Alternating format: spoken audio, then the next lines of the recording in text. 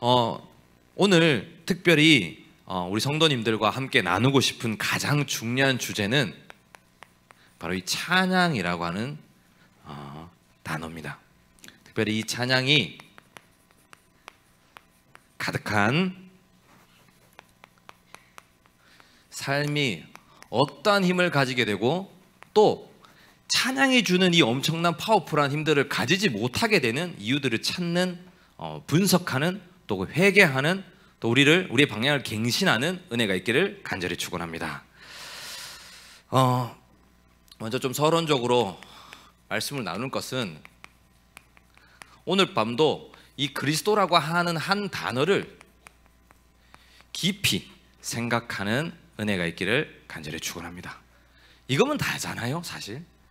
얼마만큼 그리스도를 깊이 생각하시는 하루를 살아가십니까?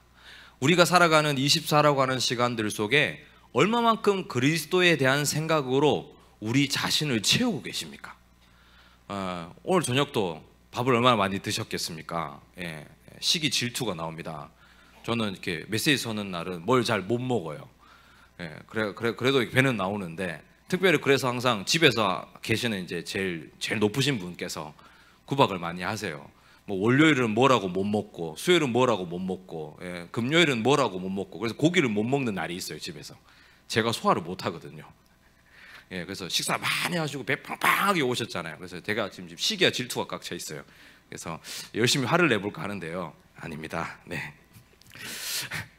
그리스도를 깊이 생각해서 그리스도로 배 채우는 시간들이 있어야 됩니다. 그래야 치유가 일어나고요. 치유를 떠나서 행복하게 살아갈 수 있는 겁니다. 하나님의 자녀가 행복하지 않다는 거 문제 있는 거거든요. 하나님의 자녀가 용기가 없고 하나님의 자녀가 담대하지 않고 하나님의 자녀가 줏대 없고 하나님의 자녀가 뭔가 기준이 혼미하다, 이건 문제 있는 거거든요. 왜 그러냐면 우리에게 주신 단 하나의 이름인 예수 그리스도의 이 이름을 깊이 묵상하고 먹고 내 것으로 소유하는 시간이 없기 때문인 거예요. 이게 가장 중요합니다. 내 신앙생활에 행복하지 않다, 그럼 항상 점검하세요. 내가 그리스도 앞에 서 있지 않다는 걸요. 이걸 오늘 1, 2 큰 두 대지를 가지고 좀 풀어나가 보도록 하겠습니다. 무엇보다도 우리에게 주신 이 복음을 깊이 묵상하시면서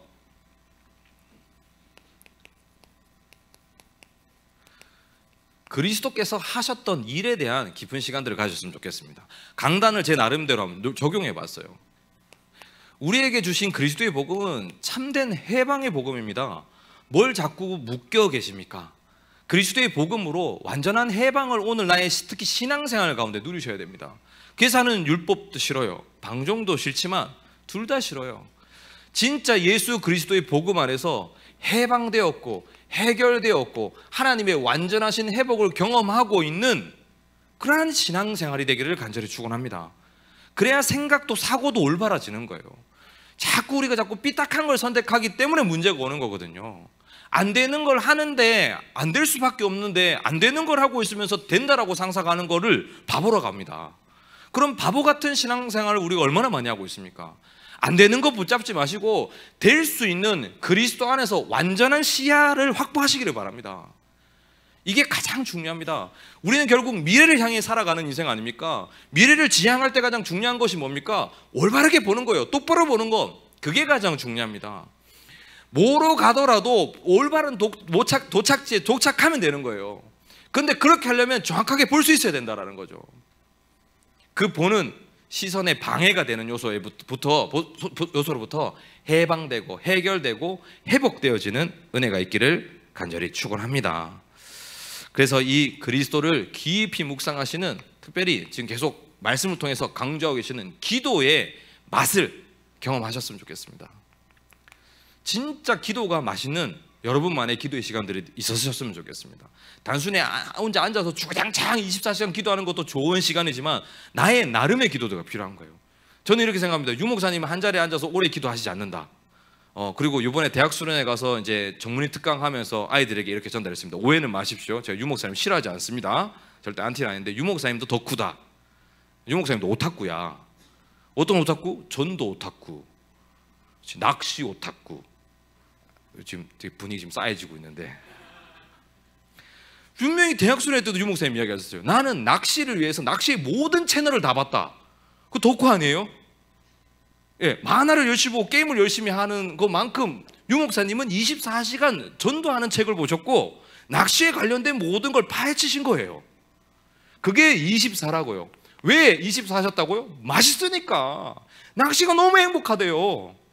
그게 기도예요. 그럼 지금부터 우리 낚시하러 간다. 그건 지금 생각을 이게 잘못하고 계시는 거죠. 나의 인생 가운데 하나님이 주신 이 그리스도의 복음이 맛있을 수 있는 모든 걸 접점으로 만들면 되는 거예요. 오늘 밤도 집에 가셔서 넷플릭스 보시면서 그리스도를 묵상하시고요. 죄송합니다. 모든 삶을 통하여서 그리스도가 계속 나타나야 되는 거예요. 모든 문화들을 통해서 그리스도가 발견돼야 되는 거예요. 여기도 그리스도가 필요하고 여기도 그리스도가 필요하고 여기도 그리스도가 필요하다. 이 사실들이 깨달아지고 발견될 때 그게 24라는 거예요. 낚시가 복음입니까? 아니잖아요. 근데 왜 낚시를 통해서 복음을 찾는다 합니까? 자연의 모든 삼라반상 모든 치유와 회복들을 경험하는 시간들이 낚시라고 이야기하시면서 낚시를 이야기하실 때 복음적인 이야기들을 하시잖아요. 우리의 삶에 하나님이 창조하셨어요. 모든 걸 하나님의 손 안에 있어요. 하나님이 허락하신 거예요. 그 모든 매개체들 속에 복음을 입히고 복음을 적용하고 복음을 누리고 복음을 사랑하고 복음을 만들어내는 재창조의 사업들을 하는 것이 기도 24라고 저는 확신합니다. 그게 뭐예요? 그리스도를 깊이 생각하는 거예요. 내가 오늘 일을 하는데도 그리스도가 뭐야? 오늘 열심히 도시락 까먹는데도 그리스도가 보여. 육개장을 먹는데 육개장에 떠있는 이 라면 사리들을 보는데 세계복음화가 보여. 그렇지? 너희도 그래 보잖아. 그렇잖아. 와, 너희들은 진짜 그리스도 덕후들인 거지. 이게 저는 기도 24라고 저는 확신합니다. 이 시간들이 있으셔야 돼요. 그때부터 우리의 삶에 어떤 일이 일어납니까? 응답다운 응답이 보여지고 내 것이 되는 거예요. 응답을 어떻게 누립니까? 기도의 맛을 아는 자들을 통해서만 누리는 거예요. 그걸 우리가 요 순서를 지금 이 순서도 못 가고 있으니까 어떻게 해요? 기도는 하는데 노동이고 힘들고 신앙생활 하는데 막 바짝바짝 말라 나가고 옆에서 건드리면 다 죽이고 싶고 그런 신앙생활을 하게 되는 것 아니겠습니까? 잘못된 신앙생활, 종교생활에서 벗어나는 은혜가 있기를 간절히 축원합니다.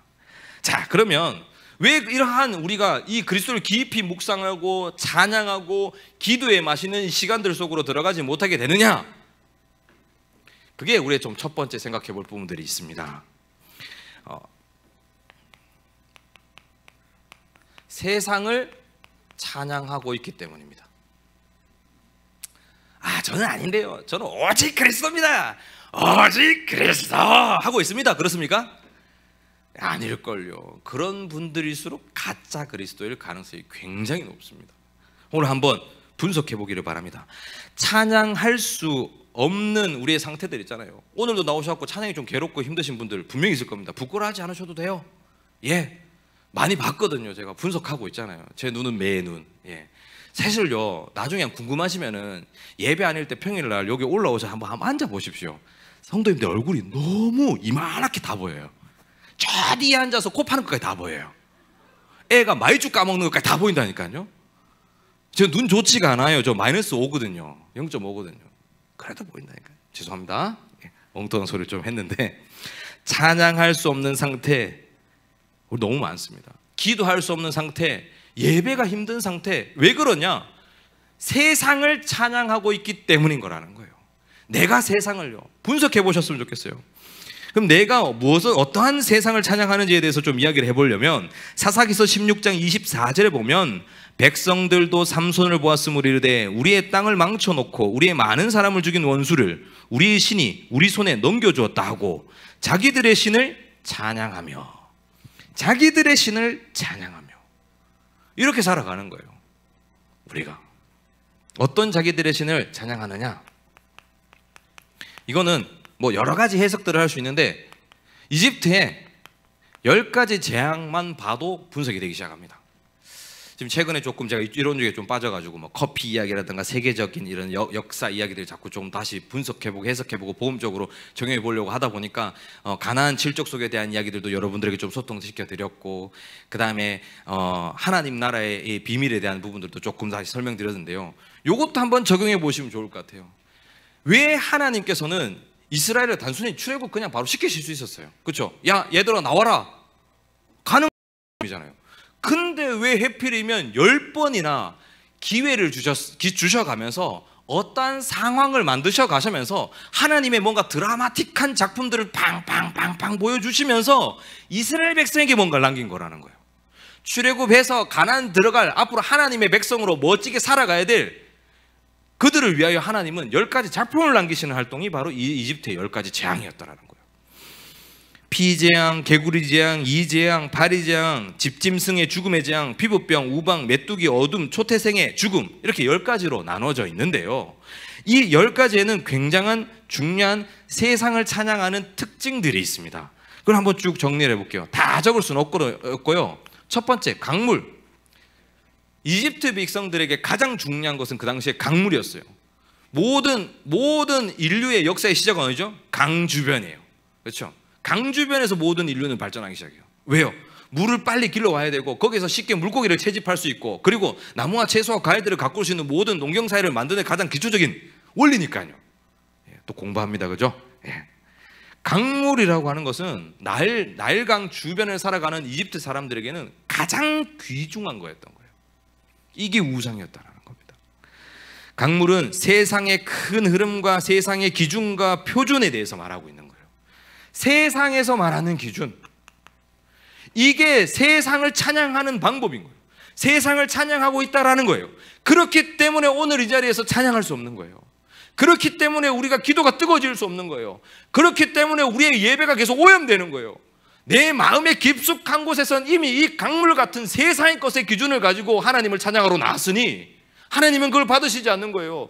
가인과 아벨을 선택하실 때도 단순히 아벨이 잘했다가 아니잖아요. 하나님의 절대적 기준, 어린 양의 피, 다시 얘기하면 예수 그리스도 가지고 나와야 되는 거잖아요. 그런데 자기가 정성 들였게 키워왔던 1년 내내 농사지으면서 피땀 흘려 키워왔던 농산물 갖고 올리니까 하나님 받으시지 않는 거예요. 노력이 아니다, 너의 열심이 아니다, 너의 최선이 아니다. 무엇이다? 예수 그리스도의 보혈의 피다. 이게 가장 중요한 거다. 우리는 자꾸 세상의 큰 흐름을 따라가려 합니다. 이게 흐름이다, 으아 으아 으아, 그럼 망하는 거지. 우리 랩너들 잘 들으세요. 으아 하는 사람들은 따라가면 안 된다. 좀 이상한 사람들. 세상의 큰 흐름이라고 하는 거 따라갈 이유가 없어요.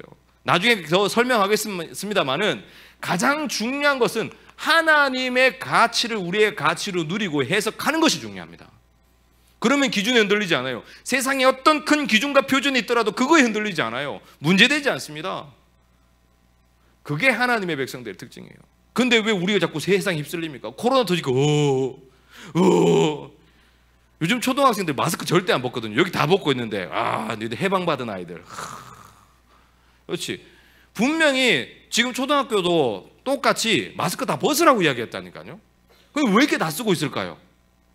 예, 어른들은 알아요. 화장하기 싫고 못난 얼굴 보여주고 싶지 않고 지금까지 3년 동안 열심히 감췄으니까 더 앞으로도 감추고 싶고, 그래서 이 마스크 해제하라고 하고 나서 여기 피부 미용 관리과가 굉장히 많이 지금 핫하대요. 심지어 이 스케일링 받는 것까지도. 왜요? 이해되시죠? 세상에 큰 흐름에 노출되어 있으니까 이제 마스크 벗으라는데도 안 벗어요. 흐름이라니까요. 흐름. 잘했다 잘못했다가 아니라 그런 흐름 따라가면 우리가 가지고 살아가야 되는 하나님의 자녀의 가장 중요한 흐름과 기준은 복음적 가치인데 그게 흐려진다라는 겁니다. 이걸 설명하고 있는 거예요. 그리고 개구리와 이와 파리 그리고 집짐승까지는 같이 한 요소로 들어가는데요, 이 짐승이라는 거, 소돼지 가축들 이런 것까지 포함되는데요, 여기에는 열심과 최선, 이러한 우리의 가치관들이 있는 거예요. 열심히 산다고 성공합니까? 아니에요. 그리고 열심히 살아서 성공한다고 한들 그것이 정말 인생의 행복한 일입니까? 무엇보다도 하나님의 자녀가 진짜 행복을 느끼는 것은 하나님을 찬양할 때인데, 하나님을 찬양할 수 없는 상태에 있는 것이 우리를 괴롭히고 있는 거라고요. 그걸 인식하셨으면 좋겠어요. 열심과 최선이 아니라 막 하루하루를 열심히 걸어가 살아가는 것이 아니라 하나님을 향한 최선, 하나님이 나에게 허락하신 예배에 최선을 다하고 예배를 사수하고 그 예배 통해서 은혜 받지 못하는 나의 상태를 보면서 하나님 앞에 부르짖고 거기에 대한 사랑하는 마음, 사모하는 마음, 간절한 마음들이 있어야 됩니다. 근데 그거 없잖아요. 왜요? 세상을 찬양하고 있다는 증거라니까요. 그게 우리의 모습인 것입니다. 그러다 보니까 열심히 자기 개발도 하고요, 열심히 자신을 위해 살아가지만은요, 요게 굉장히 또 특징이 있습니다. 요게 특징이 뭐냐면, 열심히 사는데 항상 삶이 더러워요. 열심히 살고 최선을 다하고 항상 가꾸는데 우리의 삶은 추하고요, 안 좋은 일들만 일어나고요, 자꾸 부패들이 일어나는 거예요. 파리가 꼬이듯이 들짐승들 주변에 살아가는 것처럼. 완전한 복음으로 이러한 잘못된 우리가 갖고 있던 우상에서 벗어나는 은혜가 있기를 간절히 축원합니다. 그리고 세 번째, 조금 함축해서 이야기를 하면 피부병이 나옵니다. 피부병을 혹시 겪어본 사람은 아는데 잘 모릅니다. 저는 이제 둘째가 좀 이쪽이랑 좀 관련이 많이 있어가지고 되게 힘들고 막 온몸에 막 그렇게 힘들고 했었거든요. 밤에 잠도 못 자고 다 살을 다 뜯어내요. 그 아토피 같은 이제 그런 현상이 일어나면. 그러니까 자기 몸에 피가 막 쏟아져 나오는데도 살을 뜯어요. 너무 괴롭고 힘든 거예요. 그런 얼굴과 온 몸이 만신창이가 된 애를 데리고 다니면은 막 주변에 사람들이 아이고 웃잖아 그러면서 이거 써봐라 저거 써봐라 하나도 안 들려요. 그냥 짜증나요. 왜요? 안 해봤겠어요? 그렇죠? 그리고는 이제 그런 피부에 대한 어려움을 둘째를 통해서 받다 보니까 이제 그런 아이들이 보면 되게 마음이 이제 측은지심 같은 게 생겨요. 그때 느꼈어요. 하나님께서 별의별 많은 다양한 경험들을 통해서 렘넌트를 다양하게 품게 하시는구나라는 생각은 들었어요. 그건 저의 인생에 하나님 주신 사명이고요. 근데 이 피부병이 오면은요, 피부병이 딱 오면, 특히 아토피 같은 게 딱 오면 겪는 분들은 아실 거예요. 이게 정신이 혼미해져요. 아주 힘들어요. 하루가 너무 괴로운 게 아니라 24 이것 때문에 그냥 이것만 생각하고 가려움. 사람이 가장 힘든 고문이 가려움이라 하더라고요. 그 가려움 때문에 하루를 다 망쳐요. 혹시 비염 심하신 분들 있습니까? 비염 심해갖고 너무 심각해졌을 때 약 안 먹으면 어떻습니까? 하면서 막 졸리고 막 더럽게 하고 막 예? 하고 그죠? 예? 힘들잖아요. 하루 종일 그냥 하루 종일 혼자 더러워 그냥 막.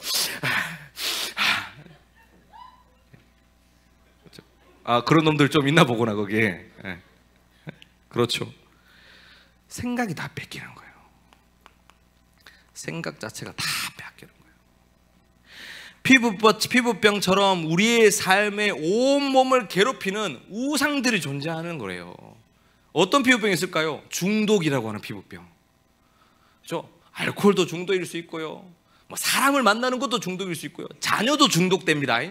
돈도 중독되고요, 음식도 중독돼요. 요즘은 맛집 중독돼 있는 인간들 천지잖아요, 그죠? 매운 거 중독돼 있는 사람들 더럽다, 그렇지? 예. 중독돼 있는 게 너무 많아요. 그 중독된 것들이 내 삶을 온통 뺏어가는 거예요. 게임에도 중독되고요, 도박에도 중독되고요, 삶에 많은 돈에도 중독되고요. 안 되는 게 없어요.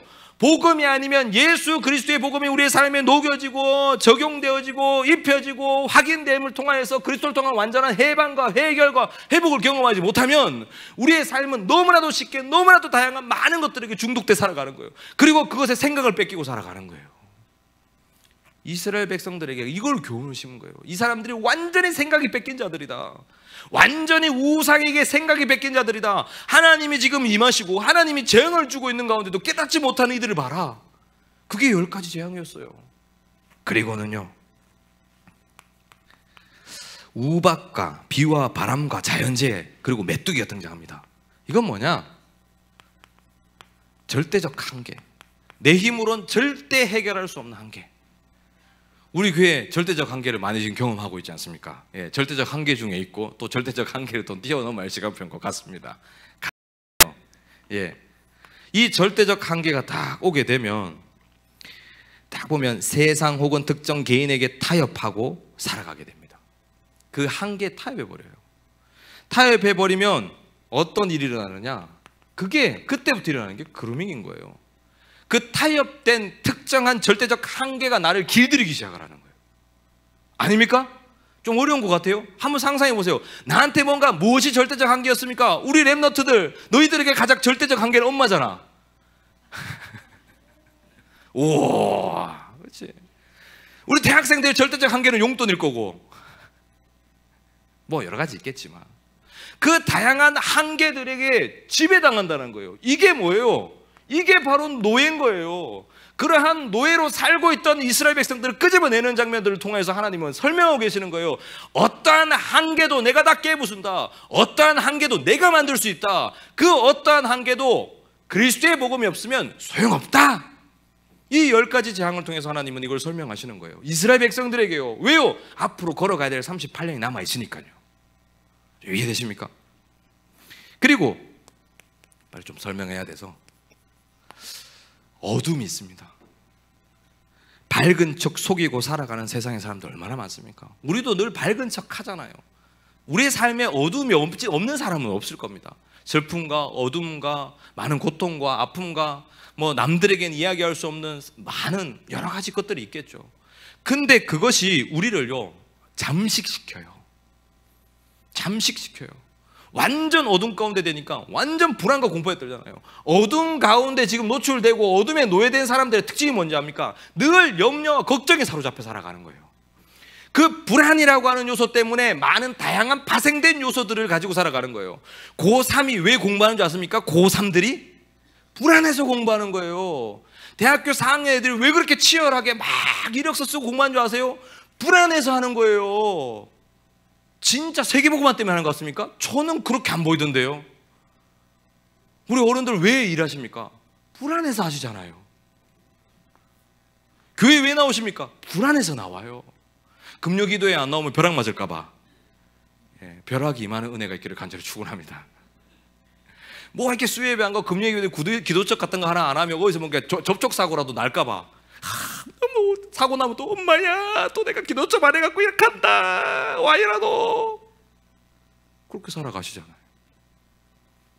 어둠 그리스도의 복음으로만 이겨낼 수 있습니다.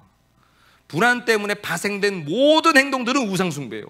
불안 때문에 예배드리지 마세요. 불안함 때문에 기도 속으로 들어가지 마세요. 예수 그리스도를 깊이 묵상함으로 불안을 넘어선 그 복음의 강력한 힘들과 은혜들을 경험하시는 시간들이 반드시 있기를 간절히 축원합니다. 2023년은 완전한 수준을 뛰어넘읍시다. 마가다락방 교회가 정말 초대교인 수준에 이르기를 바랍니다. 하나님이 말씀하시는 완전한 믿음이 회복되기를 바랍니다. 가장 성경적인 신앙생활 회복되기를 간절히 축원합니다. 이 잘못된 불안 때문에 염려 때문에 종교생활하지 않는 은혜가 있기를 간절히 축원합니다.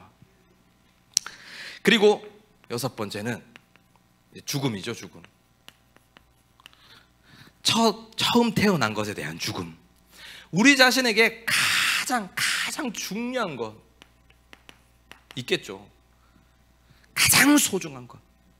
그거 다 건드리면 어떻게 됩니까? 사람들이 와 그때는 뭐 목사고 장로고 뭐 없어요. 그렇죠? 가장 중요한 거 건드렸거든. 내가 가장 아끼는 거, 가장 약점 건드렸거든. 그게 우리의 신앙을 팍 성장하지 못하도록 계속 망가뜨리는 거예요. 찬양할 수 없는 상태를 만들어버리는 거예요. 하나님은 온전히 바라볼 수가 없는 거예요. 왜요? 그게 항상 내 눈앞에 가로막혀 있는 거예요. 그러한 나의 가장 중요하다는 것이 나의 어둠이, 나의 불안이, 내 삶의 절대적 한계에 의해서 길들여진 것들이, 그리고 내 삶에 많은 내 생각을 번잡하게 만들고 있는 것들이, 나의 열심이, 나의 최선이, 나의 기준이, 세상의 많은 다양한 것들이 내 앞에 계속 촘촘하게 막고 있으니까 나의 모든 24는 기도한다 하지만 그 기도가 정작 기도겠습니까? 기도할 수 없는 거예요. 그거는 올바른 기도도 아닌 거예요. 차라리 절간에 가서 땡 하고 기도하는 게 더 나을 수도 있어요. 좋은 공기 마시고 깨끗한 밥 먹으면서 진짜 번민에 이래서 열반 그게 더 나을지도 몰라요. 기독교인은 산으로 들어가는 종교도 아니고 바다로 나가는 종교도 아니고 외딴 곳에 사람이 없는 곳으로 가는 종교가 절대 아닙니다. 기독교는 하나님이 주신 완전한 답으로 단번에 해결하고 현장으로 들어가는 종교예요. 문제 속으로 돌아가는 종교라고요. 왜요? 예수 그리스도의 복음만이 정확하기 때문에 해결받고 현장 가서 그들을 변화시키는 종교라고요. 우리에게 있었던 이런 많은 문제들이 단순히 문제가 아니라, 단순히 해결할 수 없는 영적 문제가 아니라, 그것 갖고 희망 고문한다라는 것이 아니라 이 문제를 그리스도를 통하여 완전 답을 찾고 답을 찾은 전도자로 현장 가운데 나아가는 것이 기독교인이라고요. 그래서 기독교인은 증인의 삶입니다. 올바른 증인의 삶이 회복되기를 간절히 축원합니다. 결국 이러한 내 속의 우상들로 인해서 하나님을 찬양할 수 없는 것입니다. 우상이 내 속의 주인으로 들어앉아 있는 한 절대 치유는 일어날 수 없는 것입니다.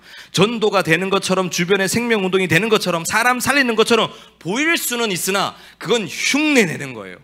따라하는 거라고요. 그건 진짜 전도도 아니며 그건 진짜 생명이 살아날 수 없습니다. 우리가 우상을 갖고 있기 때문에요. 어떠한 우상이 나를 사로잡고 있습니까? 어떠한 우상이 나의 기도를 방해하고 있습니까? 어떠한 우상이 하나님으로부터 온전한 은혜와 응답을 받을 수 있는 것을 가로막고 있습니까? 그 우상에서 완전히 해방되는 예수 그리스도의 이름을 부르는 금요 기도회 되기를 간절히 축원합니다. 여기에 대해서 조금 이제 이야기를 조금 하자면은, 다니엘에 가르쳐줬던 이 하나님을 향한 찬양과 기도를 놓쳤던 사람이 있습니다. 그게 다니엘서 5장 18절에서 24절에 보면 벨사살 왕이 등장합니다. 이 사람이 교만해져 버리는 거예요. 18절에 보면 왕이 지극히 높으신 하나님의 왕의 부친인 느부갓네살에게 나라와 큰 권세와 영광과 위엄을 주셨는데 20절에 보면 그가 마음이 높아지며 뜻이 완악하여 교만을 행함으로 그의 왕위가 폐한 바 되며 그의 영광을 빼앗기고 사람 중에서 쫓겨난다라고 이야기를 하고 있습니다. 특별히 22절에 보면 벨사살이여 왕은 그의 아들이 되어서 이것을 다 알고도 아직도 마음을 낮추지 아니하고 도리어 자신을 하늘의 주제보다 높이며 그의 성전 그릇을 왕 앞으로 가져다가 왕과 귀족들과 왕후들과 후궁들이 다 그것으로 술을 마시고 왕이 또 보지도 듣지도 알지도 못하는 금, 은, 구리와 새와 나무와 돌로 만든 신상들을 찬양하고 도리어 왕이 호흡을 주장하시고 왕의 모든 길을 작정하시는 하나님께 영광을 돌리지 아니하는지라. 그래서 뭐가 등장하는 줄 아십니까? 손가락이 등장해요. 갑자기 꿈 중에 벨사살이 환상 가운데 손이 나와서 계속 글을 쓰는 거예요. 예, 우상 숭배하시는 마가다락방교의 모든 성도님들 오늘 밤에 손가락이 나타나는 은혜가 있기를 간절히 축원합니다. 죄송합니다. 그래서 벨사살이 깨달아요. 아, 내가 교만했구나. 교만의 진짜 핵심적인 단어는요,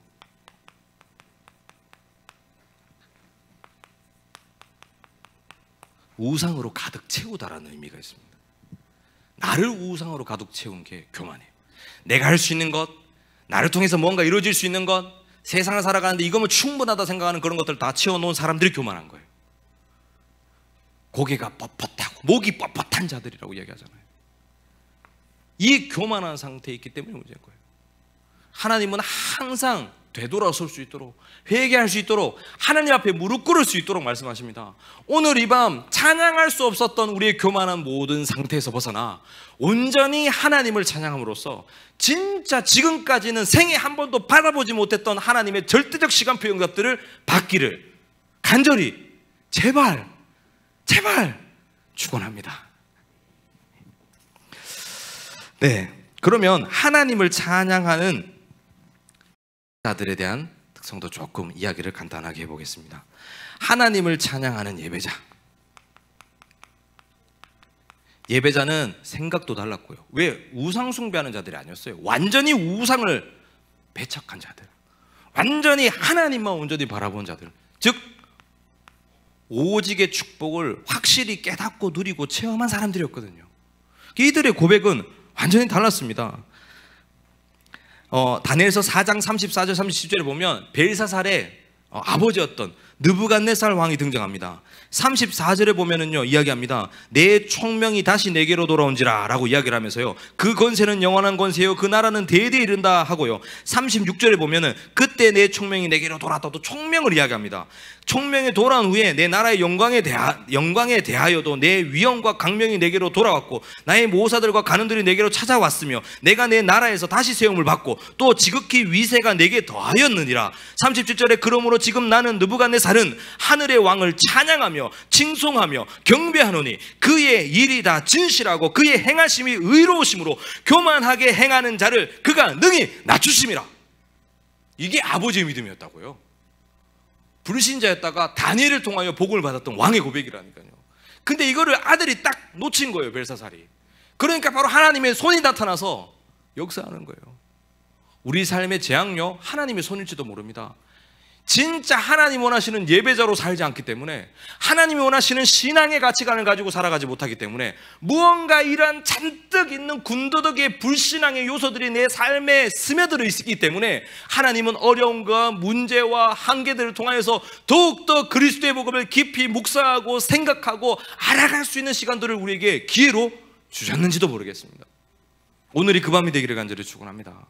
느부갓네살과 같은 믿음이 회복되기를 바랍니다. 하나님이 우리를 낮추실 수도 있고 높이실 수도 있는 분이시라는 것을 인정하는 뜨거운 기도의 밤이 되기를 간절히 축원합니다. 어떻게 높였느냐? 성삼위 하나님을 높였습니다. 이들은 하나님을 인정하고 경배했습니다.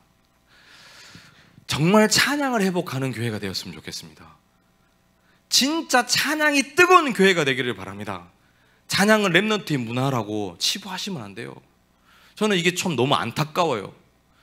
우리 주보에 보십시오. 이제 다 넣기는 했지만 이것도 안타까워요. 오후 예배는 2시 반 찬양, 3시 예배.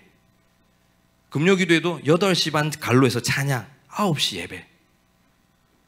저는 찬양부터 예배라고 생각합니다. 성도님들이 혼돈을 주지 않기 위해서 그렇게까지 표현을 했지만 앞으로는 이것도 바뀌어야 될 문화라고 생각합니다. 찬양부터 예배예요.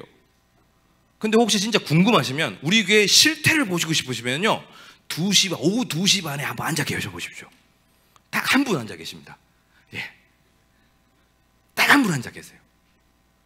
렘넌트들이 이야기하더라고요. 막 낙심되려고 그래요. 누굴 보고 찬양해야 되나요? 시계 보고 찬양하면 됩니까? 그래, 시계 보고 해라. 기둥이 사람이라 생각하고 해라. 앉아있다 생각하고 찬양하거라. 앉아있다 생각해라. 천사들이 가득 찼다. 우스운 이야기지만 너무나도 안타까운 이야기입니다. 찬양이 살아나면 교회 살아납니다. 찬양은 치유의 은혜가 있어요. 찬양은 악신을 떠나가게 해요. 찬양은 우리를 온전히 하나님의 말씀을 회복케 하는 능력이 있어요. 찬양은 우리의 삶을 기름지게 합니다. 찬양이 우리의 삶에 활력소를 불어일으켜요. 찬양할 때 우리의 생각, 사로잡고 있던 우리의 생각으로부터 하나님으로부터 옮깁니다. 찬양이 얼마나 힘인 줄 아십니까? 그걸 조금 흉내낸 게 음악인 거예요. 음악도 엄청난 파괴를 가지고 있잖아요. 오늘 기사 떴더라고요. SM을 BTS 그 회사에서 지분을 14.7% 먹었다고. 와, BTS가 SM을 먹었어요. 와, 다른 회사인 건 아시죠? 예, 음악의 힘은 엄청납니다. 예, 쓸데없는 이야기 하는데요. 찬양은 천국의 언어입니다. 그리고 찬양은 우리의 영적 호흡입니다. 찬양하지 않는다? 지금부터 5분 동안 숨 참으시면 됩니다. 똑같은 거예요. 예. 전혀 감흥이 없으신데, 찬양 자체가 기도입니다. 그리고 이 찬양할 때 찬양 가운데 하나님은 반드시 역사하십니다. 어떻게 역사하시느냐? 하나님이 임재하십니다. 그리고 하나님이 우리의 삶을 관여하시기 시작하십니다. 그리고 우리를 꿰뚫으시고 우리에게 필요한 모든 것들을 채우시는 과정이 회복인 거예요. 치유가 필요한 자들에게는 치유가, 생각이 번잡한 자들에게는 생각의 변화를, 답이 필요한 자들에게는 깨달음을 하나님이 주시는 게 찬양이에요. 찬양하는 가운데 성삼위 하나님의 역사가 동시다발적으로 일어나는 거예요. 그게 예배입니다. 근데 왜 이 우리 금요 기도에는 성가대 출신을 찬양하시는 분들이 이렇게 없는지, 네, 한 번은 짚고 넘어가고 싶었습니다. 스타십이 중요하지 않습니다. 한 번 서는 거 중요하지 않습니다. 하나님 앞에 중심으로 서는 것이 중요하고, 진짜 찬양을 즐기고 찬양 가운데 있는 자들로 서셔야 됩니다. 이 자리가 중요한 것이 아니라 이 자리가 더 중요한 거라고 저는 생각을 합니다. 진짜 여러분 여기 성가대를 참여하시는 분이 있으시다면, 중심 가지고 성가대를 하시는 분들이 있다면요, 예배를 지켜내시기를 바랍니다. 그리고 가장 앞자리에 가장 큰 소리로 하나님을 향하여 찬양하는 자가 되시기를 바랍니다. 성가대가 달라질 겁니다. 렘넌트들의 모든 사역과 우리의 업도 변화가 시작될 거라고 저는 확실합니다. 그게 찬양의 파워예요. 찬양이 가득한 삶의 힘이 그런 거라고요. 그 능력을 이제는 경험하셔야 됩니다.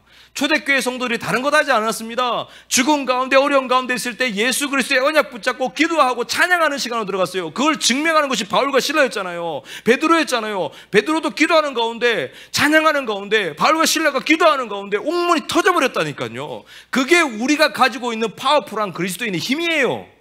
이걸 우린 사용 안 해요. 치열하게 싸우고 있을 뿐이지.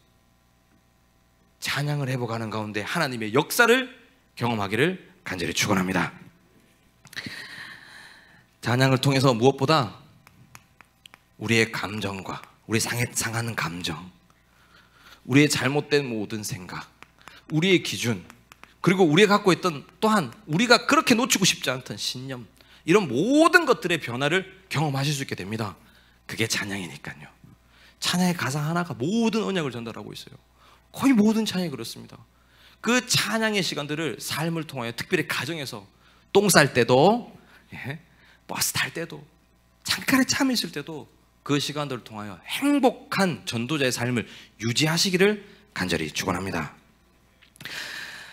골로새서 3장 14절에서 17절에 보면, 특별히 16절에 보면, 그리스도의 말씀이 너희 속에 풍성히 거하여 모든 지혜로 피차 가르치며 권면하고 시와 찬송과 신령한 노래를 부르며, 찬송과 신령한 노래를 부르며, 두 번이나 강조하는 거예요. 찬양이 그만큼 중요하다는 거예요. 시와 찬송과 신령한 노래를 부르며 감사하는 마음으로 하나님을 찬양하고, 찬양하면 무슨 일이 난다고요? 17절에 또 무엇을 하든지 말에나 일에나 다 주 예수 이름으로 하고 그를 힘입어 하나님 아버지께 감사하라.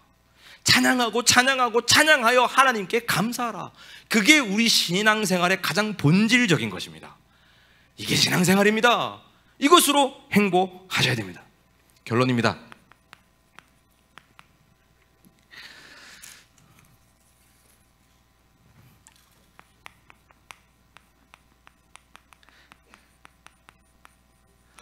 이제는 우리의 삶이 가치 있어져야 됩니다.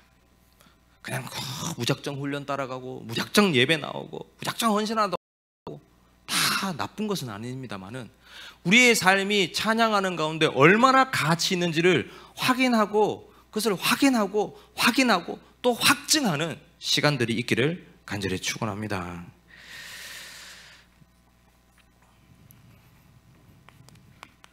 특히 찬양에는 기본 원칙이 있습니다. 생명 살리고 전도자로 양육한다 하는 것과 나 자신을 올바른 신앙생활 속에 건강하게 성장하게 하는 것이 어려운 일이 절대 아닙니다. 근본을 놓치지 않는 것, 본질을 놓치지 않는 것이 가장 중요한 원칙인데요. 우리가 이 찬양한다는 건 하나의 컨텐츠로 보시면 안 되고 그냥 우리의 예배예요. 예배가 찬양이라고요. 그 예배하는 시간들을 통해서 이 본질을 놓치지 않는 일에 우리 인생을 집중할 때 하나님은 우리에게 우리의 미래를 하나님의 비전으로 채워나가세요. 이게 찬양의 힘이에요. 그래서 렘넌트들 찬양 많이 하라는 거예요. 그럴 때 우리가 가지고 있던 깊은 상처들과 오래된 불신앙들과 그리고 가문으로부터 내려오던 우리의 삶에 어쩔 수 없었던 많은 저주들이요, 완전히 해결되고 뿌리 뽑힙니다. 이게 자꾸 발목을 묶잖아요. 기도할 수 없도록, 예배 드릴 수 없도록 우리의 상태를 자꾸 더럽힌단 말이에요. 이게 진짜 하나님을 온전히 예배하는 찬양이 가득한 삶을 살아갈 때 이 시간들이 하나님이 주어지는 거예요. 우리가 치유해야지가 아니라, 변화돼야지가 아니라, 하나님을 우리가 즐거운 마음으로 찬양하고 신령한 노래로 찬양하고 하나님을 경배하고 하나님 앞에 나오고 하나님을 의지하고 하나님을 사모하고 하나님 앞에 나오는 시간들을 가질 때 당연히 이 시간들은 주어지는 것 아닙니까? 그게 없는 게 문제라고요. 그게 없는 게 신앙생활 잘못하는 거라고요. 이게 이제는 있어야 되지 않겠습니까? 이 시간을 꼭 가지시기를 간절히 축원합니다. 특별히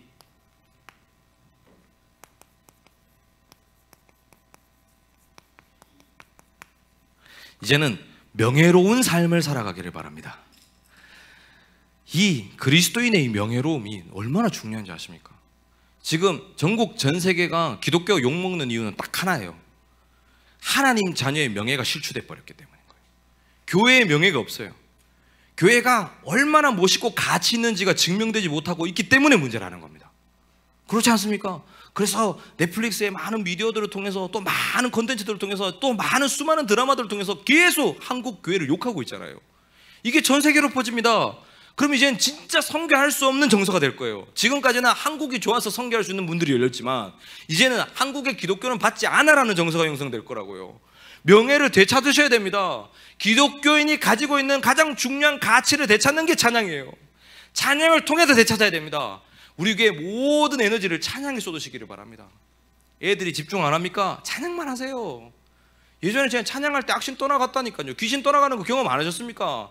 예? 진짜 귀신 정신병 시달리는 사람 저는 어릴 때 많이 봤는데요. 여기 성도님들 쭉 안에 둘러싸고 제 아버지 앉아가지고 그냥 밤새 찬양하시더라고. 찬양하는데 막 혀가 이만큼 나가 뱅글뱅글 돌다가 들어가고 개거품 물고 쓰러지고. 신비주의인가요? 치유되는 과정도 일어나더라고요. 그때처럼 하자는 것은 아니지만 하나님 자녀가 가진 이 찬양의 엄청난 힘, 이건 치유와 회복과 모든 것들이 있는 힘입니다. 이걸 회복하시기를 간절히 축원합니다.